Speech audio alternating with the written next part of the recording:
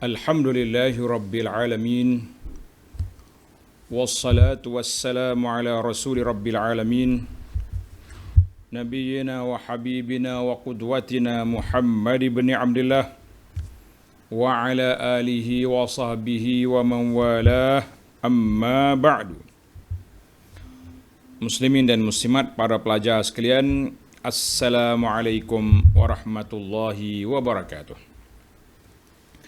Alhamdulillah, pada hari ini 11 hari bulan 11 2021 bersamaan dengan 6 Rabiul Tsani 1443, kita teruskan pengajian kita dalam kitab Al-Wafi fi Syarhi Al-Arba'in An-Nawawiyah. Al-Wafi syarah kepada hadis 40. Al-Haditsus Sabi' wa Thalathun, hadis yang ke-37. Bagi jemaah yang ada kitab, tengok hadis nombor 37. Yang ada versi kulit hijau ni, tengok muka surat 592. 592. Yang ada versi kulit hijau ni, tengok 592. Tengok hadis lah, senang. Hadis nombor 37. An Ibni Abbasin radhiyallahu anhuma an Rasulillah sallallahu alaihi wasallam fima yarwihi an rabbih tabaraka wa ta'ala. Qal. Ana nak terjemah sikit-sikit supaya para jemaah rasa Arab tu rasa. Ada zauq, dia panggil zauq Arabi. Ada rasa Arab.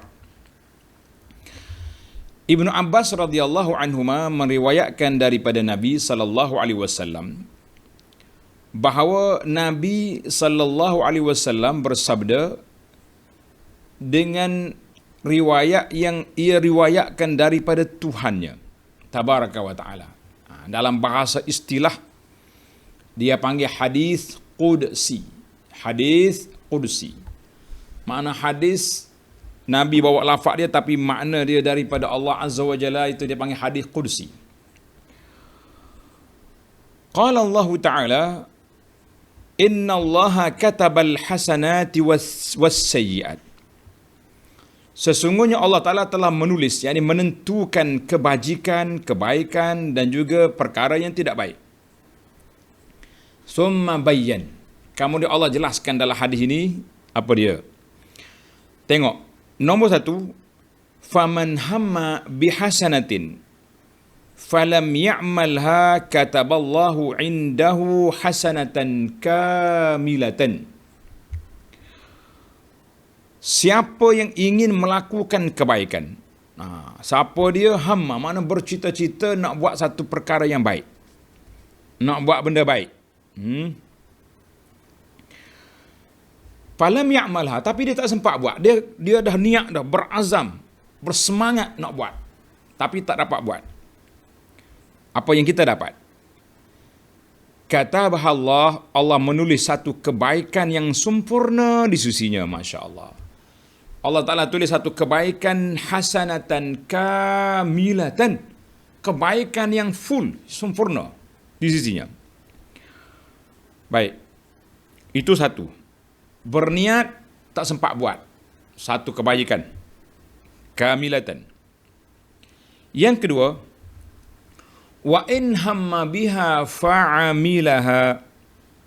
Siapa dia bercita-cita kemudian dia buat apa yang dia cita-citakan itu, katabahallahu indahu 10 hasanatin ila 700 dha'fin ila adha'afin katsirah. Allahu akbar. Siapa yang disempat buat dan dia mengerjakannya, maka Allah menulisnya bagi satu kebaikan itu ganjaran 10 kali ganda sehingga 700 kali ganda. Dan hingga berlipat-lipat kali ganda. Adha'afan mudha'afan, maknanya berganda-ganda lagi. Masya Allah. Adha'afan katsirah, mana banyak gandaan. Paling rendah gandaan dia 10. Dia naik ke 700. Tapi adhaf mungkin sampai berapa lagi Allah Ta'ala yang maha mengetahui. Yang pentingnya limit dia 10, 700. Dia tak main 10, 20. Dia punya darjat pahala. Yang ketiga, wa in hamma bisayyi'atin falam ya'malha. Siapa dia nak bercita-cita, berangan-angan, berniat nak buat benda tak baik, kemudian dia insaf, dia sedar, dia takut pada Allah, lam ya'malha, dia tak buat. Kalau tanya, kenapa tak buat tu? Polis. Pencegah maksiat. Lah, tak jadi. Kenapa? Kan awak kan nak buat benda tak baik, kenapa tak buat? Allah, dia takut pada Allah. Apa jadi? Kata bahallahu indu hasanatan kamilah. Allah Ta'ala tulis padanya pahala kebaikan yang sempurna. Sebab dia tinggalkan maksiat itu kerana Allah. Wa in hamma biha fa'amilaha katabahallahu sayyi'atan wahidatan. Siapa dia bercita-cita nak buat benda tak baik, kemudian dia memang dia buat, maka Allah Ta'ala tulis satu kejahatan. One by one, kata orang. Satu sama satu. Hadis ini riwayat Imam Bukhari dan Muslim dalam sahih kedua-duanya bihadhil huruf, kata Nawawi, dengan lafaz ini. Allahu akbar. Maka kata Nawawi, fanzur ya akhi, lihatlah wahai saudaraku, waffaqanallahu wa iyyaka ila azimi lutfillahi ta'ala. Semoga Allah Ta'ala beri taufiknya kepada kita semua, ila lutfillah, kepada kasih sayangnya, lemah lembutnya Allah kepada hamba-Nya sampai begitu sekali. Perhatikan kalimah ini. Allah kata apa?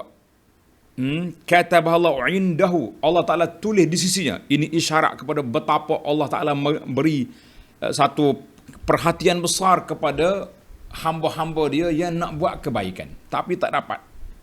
Pentingnya niat baik itu. Kata ulama, betapa pentingnya niat yang baik.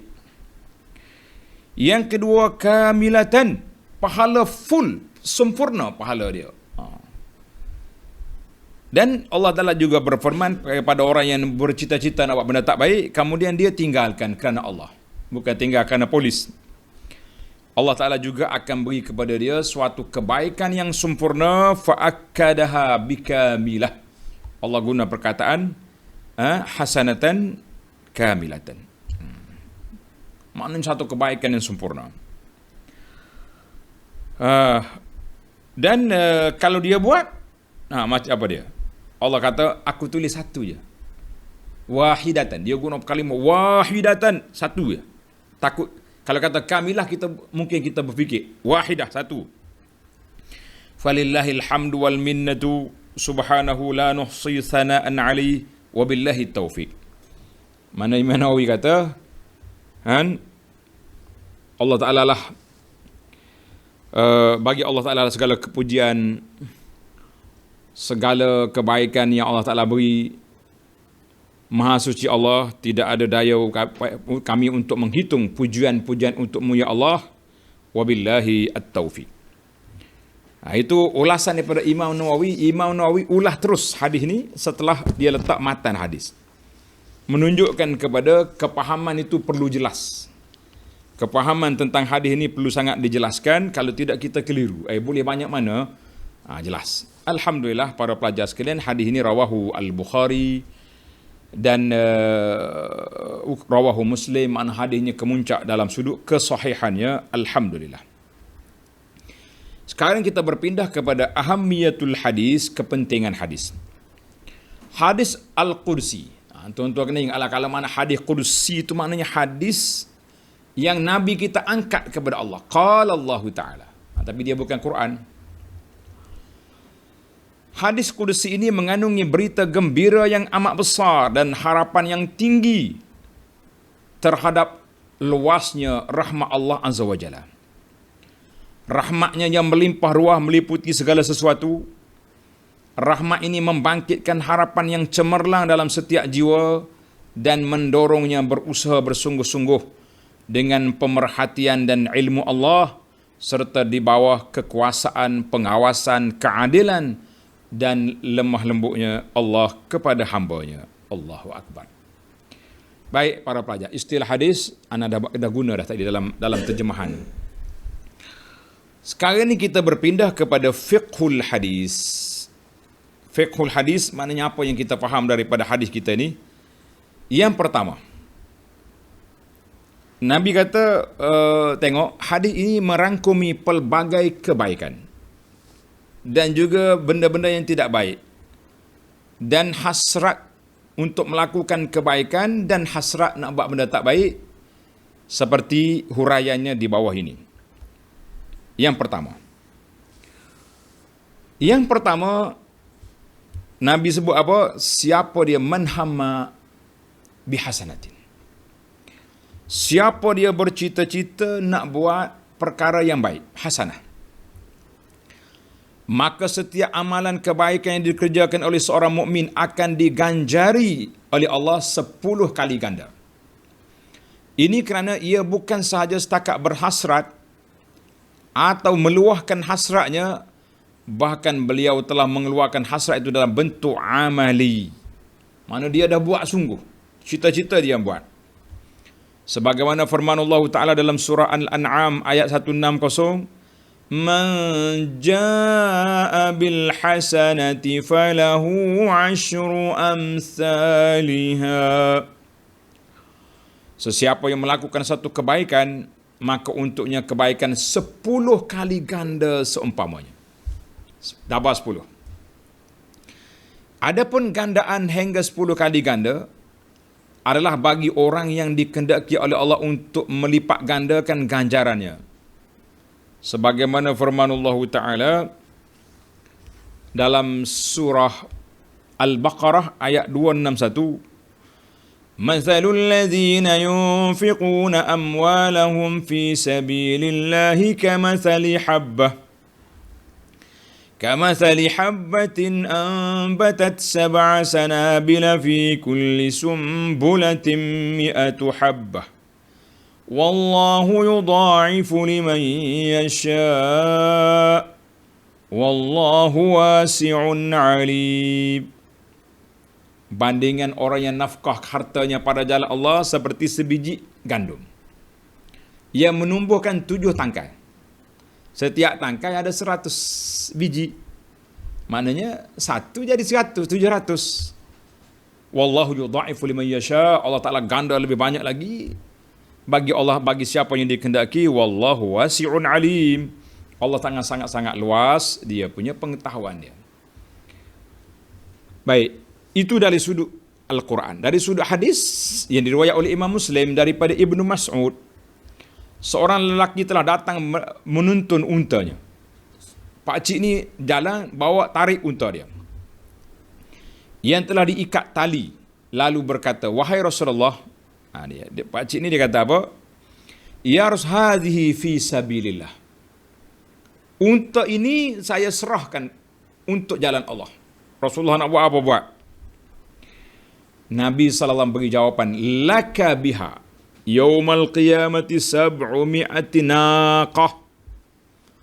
Nabi kata Allah Ta'ala bagi kamu 700 ekor unta pada hari kiamat nanti. Membawa seekor, Allah balas pahala 700 ekor.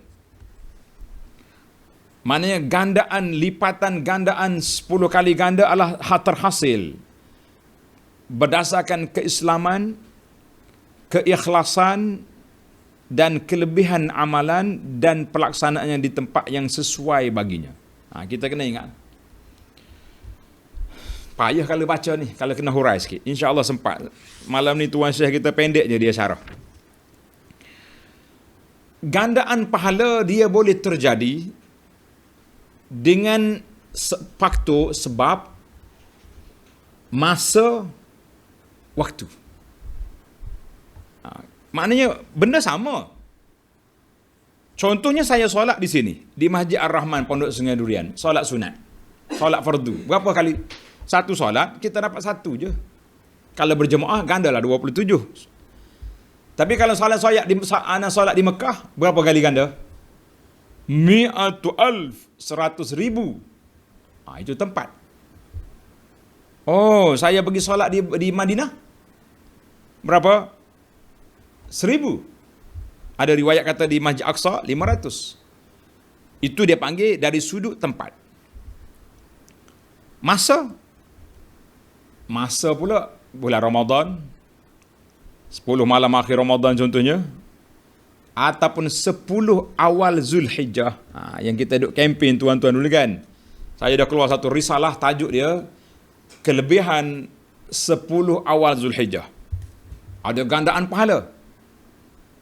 Maknanya dia kata gandaan pahala itu, tengok di kita ni, wa mudha'afatul hasanat. Gandaan pahala itu mengikut keislaman seorang tu. Orang yang derma di awal Islam, sebelum hijrah, permulaan hijrah, tak sama dengan orang yang mari selepas pada pembukaan kota Mekah. Itu dia ada dari sudut masa. Dan keikhlas. Orang yang ikhlas walaupun sedikit, pahala dia besar. Orang yang derma banyak tapi nak glamour tunjuk orang, down dia punya pahala. Maka kita mengatakan pahala itu berganda dengan sebab, dengan tempat, dengan hati. Hati dia ikhlas, pahala dia besar. Kita ni kita tak tahu hati kita ikhlas ke tak ikhlas. Kitalah yang kita kena usahalah tengok keikhlasan tak ikhlasan itu para jemaah sekalian. Allahu Akbar. Maka Allah ya Rabbi ya Karim, itu jelaslah kepada kita mudha'afatul hasanat. Baik. Orang yang derma kepada orang di bawah tanggungan dia, itu dia panggil infak wajib. Tak sama dengan kita infak yang sunat. Panjanglah dia punya perbahasan, tuan-tuan tengok dari sudut gandaan pahala. Sekarang ini saya nak berpindah kepada fiqh nombor 2, amal as-sayyi'at. Amalan kejahatan. Macam mana pula dengan amalan kejahatan? Setiap kejahatan yang dilakukan oleh seorang hamba itu hanya dituliskan satu kejahatan saja tanpa dilipat gandakan. Sebagaimana firman Allah Ta'ala dalam surah Al-An'am ayat 160. وَمَنْ جَاءَ بِالسَّيِّئَةِ فَلَا يُجْزَى إِلَّا مِثْلَهَا وَهُمْ لَا يُظْلَمُونَ. Dan siapa datang dengan melakukan kejahatan dengan satu kejahatan akhirat esok, maka tidak akan dibalasi melainkan dengan seumpama dengannya dan mereka tidak dizalimi. Surah Al-An'am 160. Akan tetapi, tuan-tuan tengok, kejahatan itu juga akan menjadi besar dosanya, sama juga. Dia lawan yang tadi. Yang tadi pahala berganda dengan sebab masa, tempat, waktu, keikhlasan. Ia ni sama juga. Dosa menjadi besar disebabkan kemuliaan masa, tempat atau si pelakunya.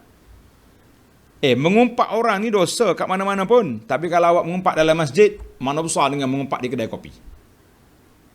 Dosa sama dosa, tapi kegemukan dia. Dia punya dia punya saiz jadi besar sebab mengumpat dalam masjid. Apalagi kalau yang mengumpat orang itu ustaz yang kuliah. Mari duduk kuliah boleh mikrofon, duduk mengumpat ngata orang tu, mengata orang ni, lagi dahsyat. Membuat fitnah, tuduhan-tuduhan kepada orang, lagi teruk. Buat fitnah tak sama, buat fitnah di kedai kopi, buat fitnah di luar, dengan buat fitnah di mic, speaker yang orang menuntut ilmu dengan dia, tapi dia buat fitnah pada orang. Nanya. Pagi, petang, siang, malam kerja dia duduk kutuk orang, duduk buat fitnah kita pada orang, kita kata sukarlah. Allahu Akbar. Baik, sekarang ni kita pergi kepada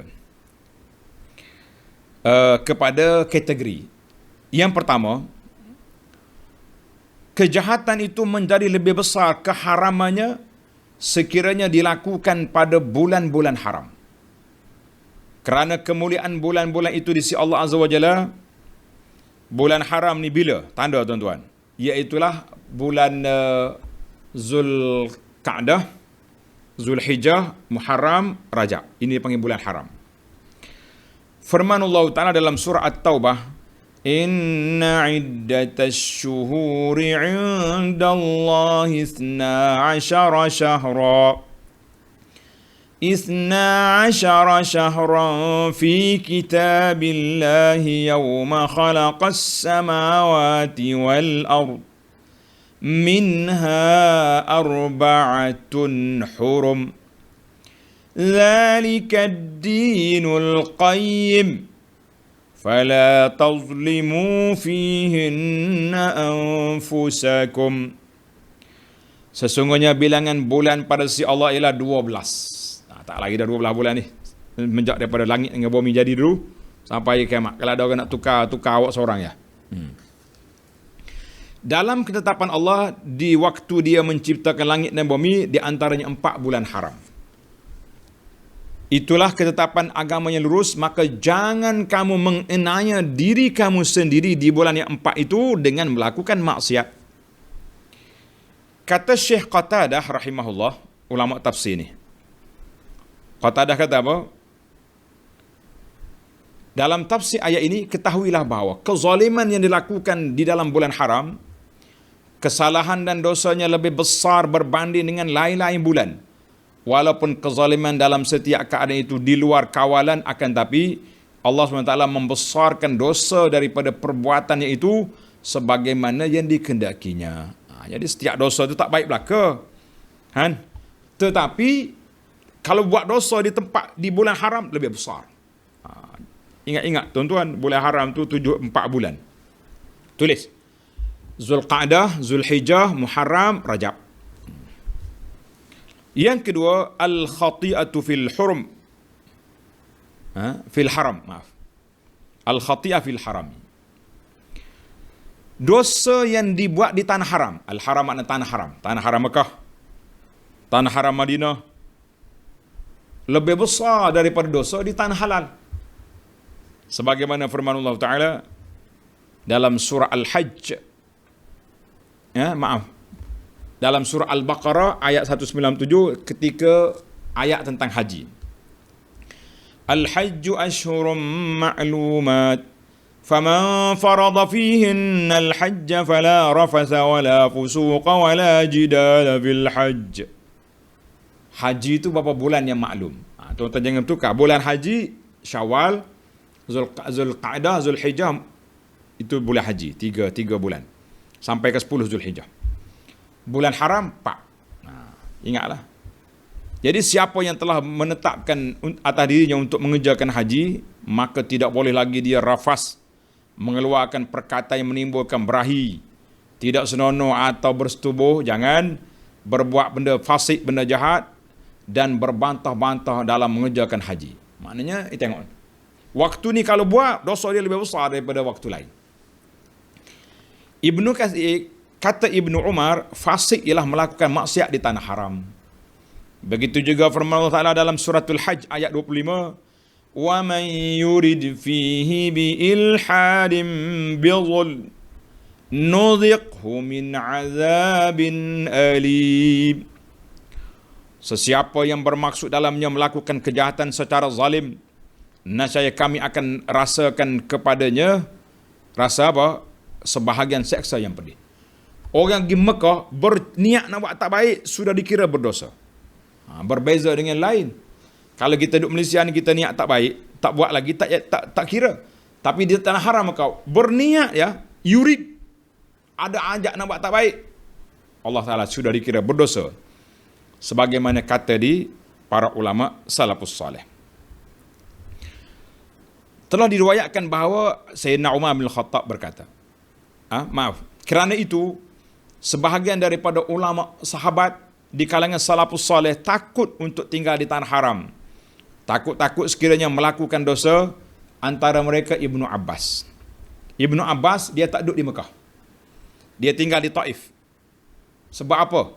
Sebab dia kata tanah haram ni pahalanya besar, solat pun boleh 100,000, dosa dia besar juga. Maka dia duduk di Taif. Dia kata bila aku rindu ke tanah haram, aku turun pergi buat umrah balik ke Taif. Itu. Dan juga Abdullah bin Amru Al-As dan Umar bin Abdul Aziz telah diriwayatkan bahawa Umar bin Al-Khattab Khalifah radhiyallahu anhu berkata, aku lebih suka untuk berbuat 7 kali dosa di tempat lain Mekah daripada hanya sekali di Mekah. Bukan nak buat dosa, ini maknanya bandingan. Maknanya kalau aku buat kesalahan 7 kali di lain, lebih baik daripada aku buat sekali dosa di Mekah. Ini besar tu. Kata di Syekh Mujahid, rahimahullah ta'ala, kejahatan di Mekah akan dilipat gandakan dosanya sebagaimana kebaikan tu dilipat gandakan kepadanya. Allahu Akbar.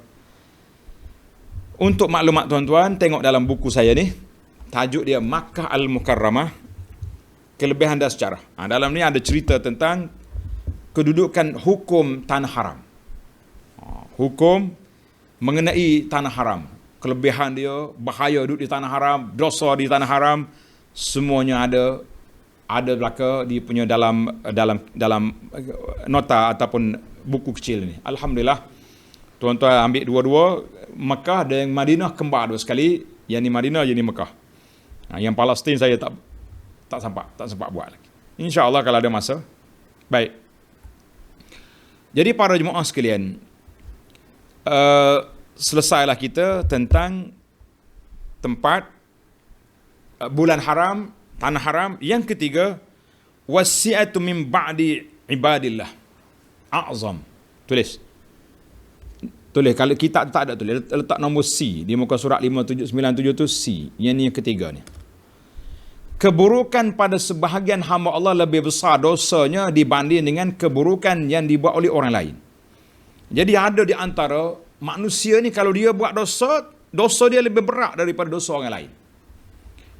Hal ini kerana kemuliaan yang dimilikinya, ketinggian makrifatnya kepada Allah dan hampirnya dengan Allah, tiba-tiba dia pergi buat maksiat.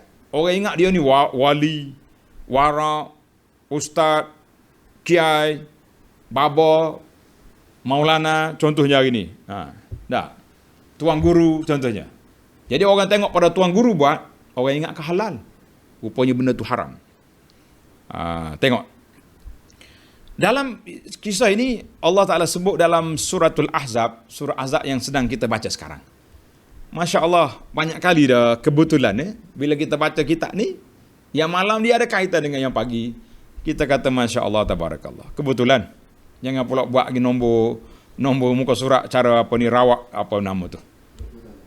Garpu tala. Jangan, tak ada garpu tala sini. Yang adanya nak memahami Al-Quran dan Sunnah. Dalam suratul Ahzab ayat 30, Allah kata apa? Ya nisa'an nabi man ya'ti minkunna bi fahishatin mubayyinatin yudha'af lahal azabu dhi'fain. Tengok. Ya nisa'an nabi, wahai isteri-isteri Nabi. Sesiapa di antara kamu yang mengerjakan perbuatan keji yang nyata, nascaya akan dilipat gandakan seksaan kepada mereka 2 kali. Isteri orang biasa, isteri ustaz, tak sama dosa dia. Walaupun sama-sama dosa, mungkar belaka, maksiat belaka.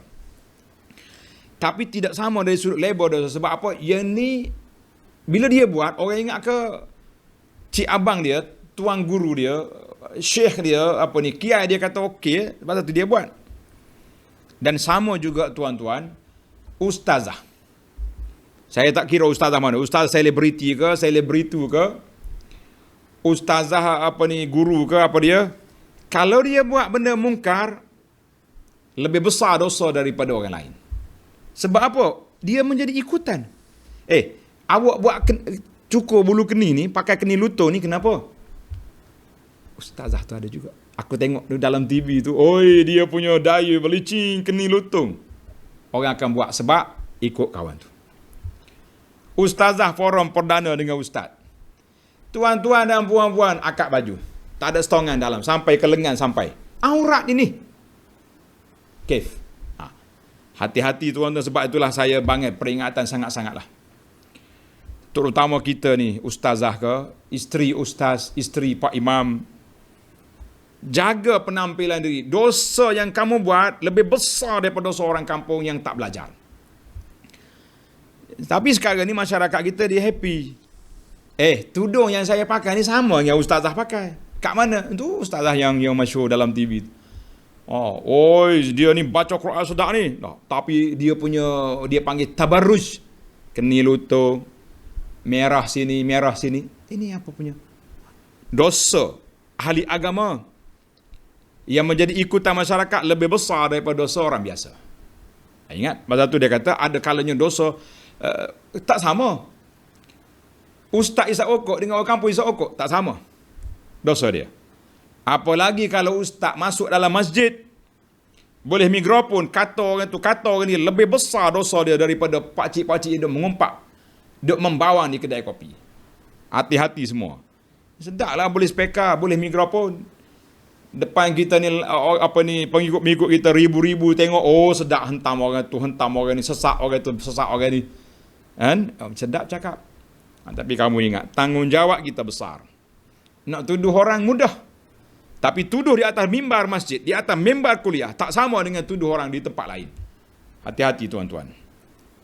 Baik, kita berpindah kepada isu yang ketiga. Alham bil hasanat. Orang yang niat nak buat baik, apa dia dapat? Makna alhammu artinya berkeinginan, berhasrat, berazam dan bertujuan. Bukan hanya semata-mata lintasan pemikiran. Kalau setakat dia panggil khawatir qalbiyah, khayal adalah tak ada. Ini memang nak buat. Dia itu maksud hamma. Maka sesiapa yang berniat melakukan kebaikan, Allah akan menuliskan baginya satu kebaikan. Hal itu kerana niat adalah sebab dan langkah awal untuk mengerjakannya. Kalau tak ada niat, kita tak buat. Jadi kita berazam nak buat. Dia panggil langkah awal untuk mengerjakan kebaikan. Sedangkan sebab yang baik adalah baik. Penafsiran tentang niat terdapat pada hadis Abu Hurairah yang dinyatakan oleh Imam Muslim. Iza tahaddatha abdi bi an ya'mal hasanatan fa ana aktubuha lahu hasanah. Jika seorang hamba berbicara untuk mengamalkan kebaikan, dia berniat, dia kata aku nak buat benda ni, maka Allah menuliskan baginya satu kebaikan. Dalam hadis Khuraim bin Fatik dalam Musnad, man hamma bihasanatin. Man hamma bihasanatin. Tulis salah tu, dia tulis minhu buah ha. Bagi orang ada kitab min, bukan min, man. Betul dah bagi tu. Ha tu buang. Man hamma bihasanatin. Siapa dia nak buat benda yang baik, dia tak sempat buat. Fa'alimallahu minhu annahu qad ash'ara qalbahu wa harasa 'alayha. Allah Taala tahu memang dia niat sungguh nak buat. Bukan kata buat ajak-ajak ayam, acah-acah lah. Buat sungguh nak buat. Niat sungguh nak buat.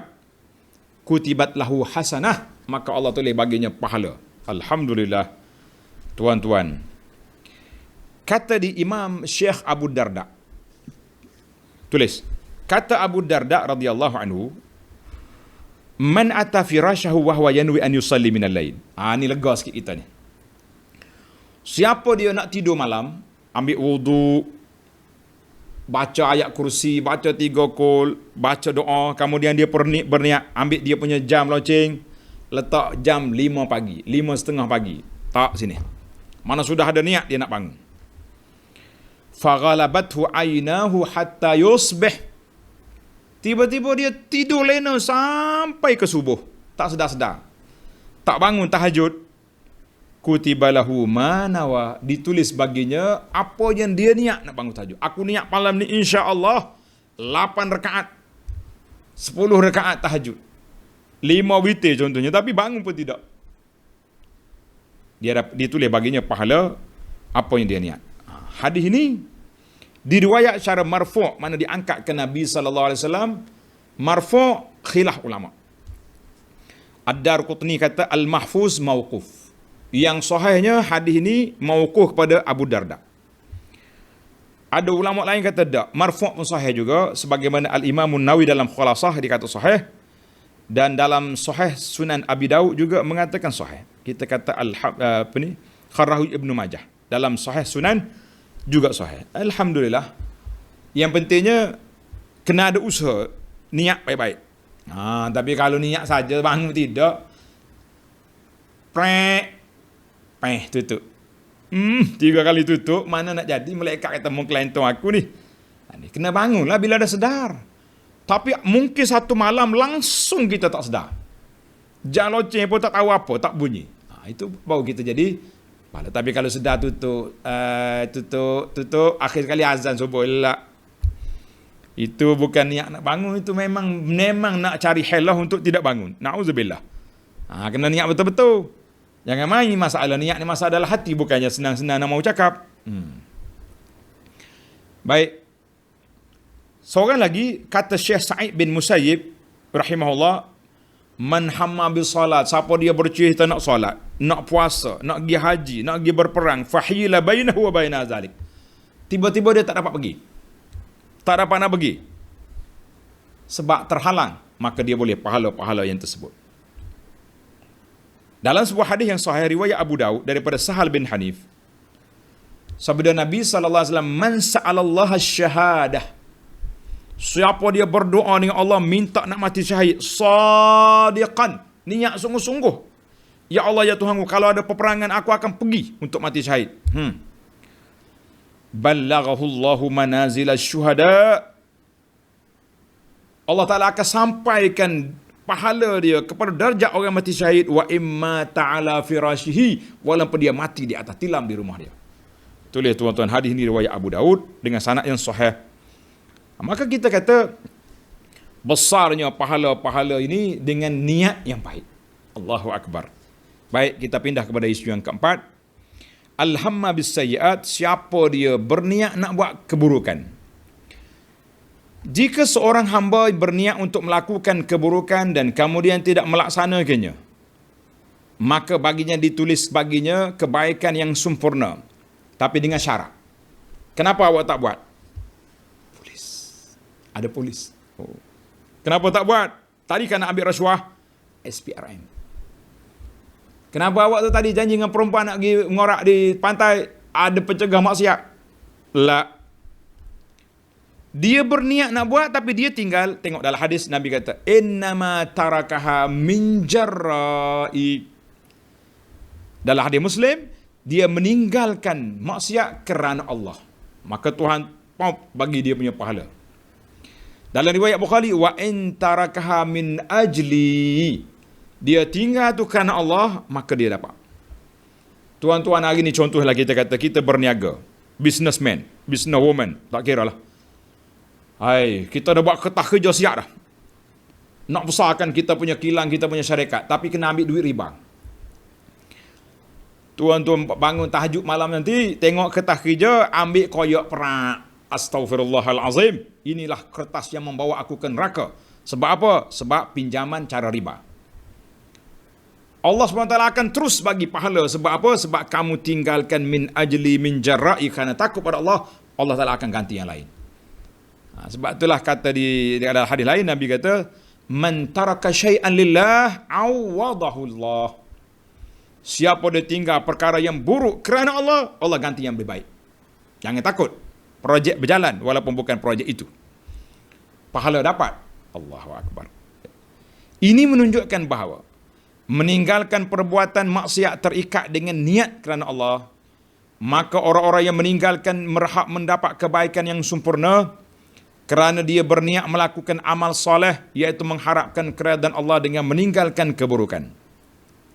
Adapun yang meninggalkan keburukan setelah sebelumnya berniat untuk melakukannya kerana ia takut, setelah dia berniat kerana takut kepada makhluk atau kerana seorang wanita, maka dia tidak berhak mendapat kebaikan.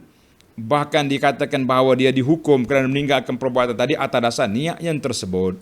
Jangan memang tuan-tuan. Kalau nak tinggal kerana Allah, jangan tinggal kerana apa? Kerana orang dan kerana lain-lain. Jangan. Hal itu kerana dia lebih mendahului takut pada manusia daripada takut kepada Allah, dan perbuatan tersebut hukumnya haram. Demikian pula niat untuk riak kepada manusia hukumnya haram.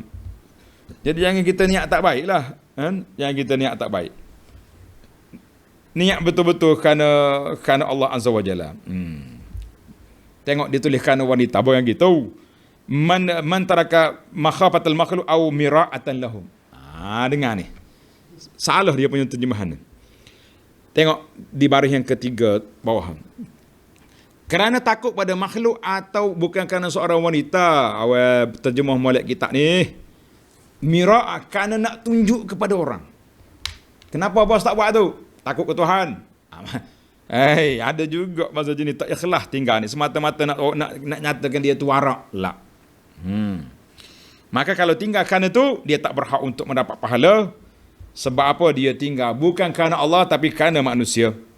Sama ada takut pada manusia ditangkap ataupun nak bermuka-muka dengan orang, dia tu warak. Na'udzubillah.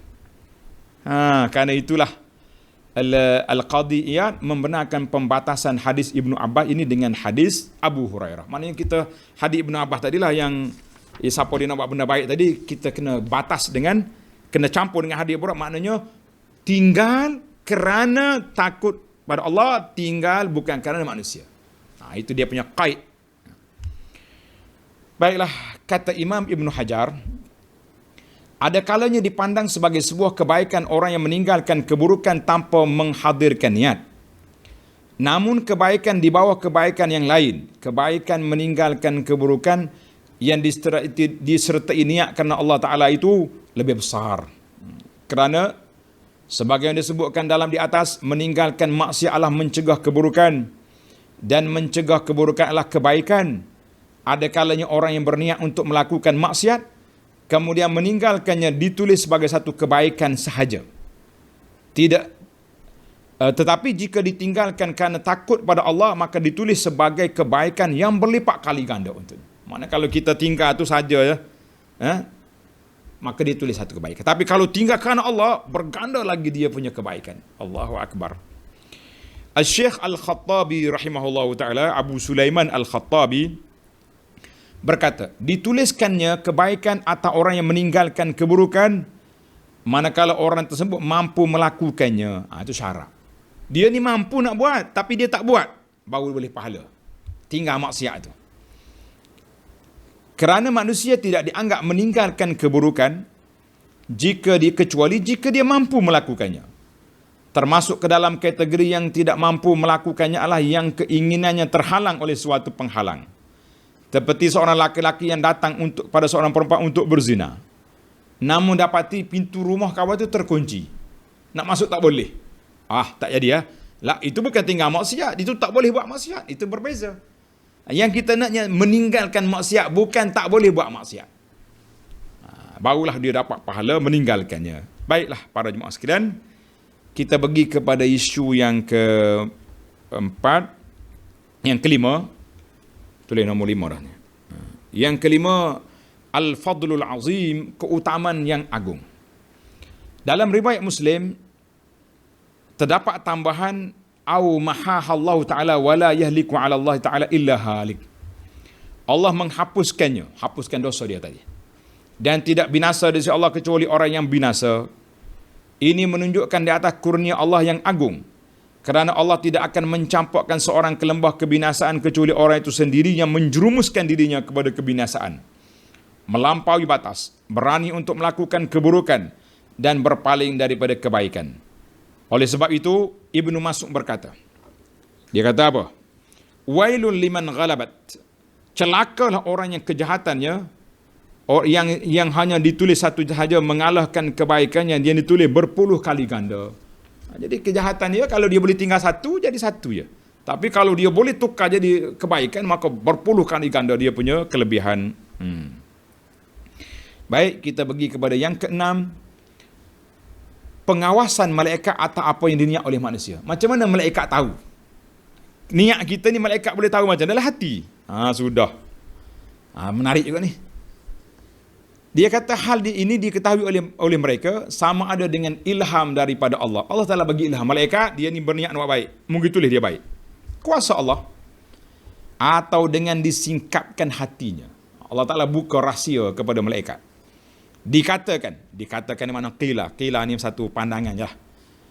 Bahawa malaikat mendapat bau yang busuk daripada niat yang buruk dan mendapat bau yang wangi daripada niat yang baik. Kita kata wallahu alam, jawapan yang pertama tadi yang jelas. Allah Ta'ala bagi maklum, ilham kepada malaikat, dia ni niat baik. Mu tulis.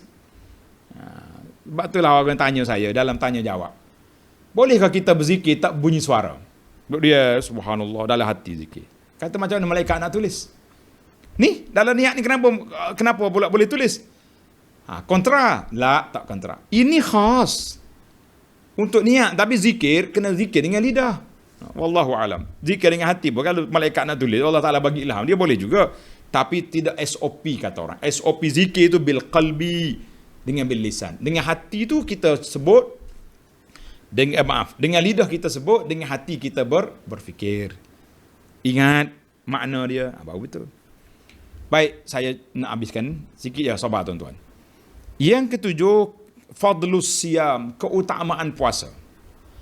Puasa adalah lebih unggul apabila dibandingkan ibadat yang lain, kerana tidak ada yang mengetahui gandaan pahalanya kecuali Allah. Dalam hadis Allah Taala berfirman, hadis kursi, sabda Nabi SAW, kullu amali ibni Adam la illa siyam fa innahu li wa ana ajzi bih. Allah kata semua amalan anak Adam itu bagi dia belaka kecuali puasa. Aku nak balas puasa tanpa limit. Dalam surah Az-Zumar ayat 10, innama yuwaffas sabiruna ajruhum bighairi hisab.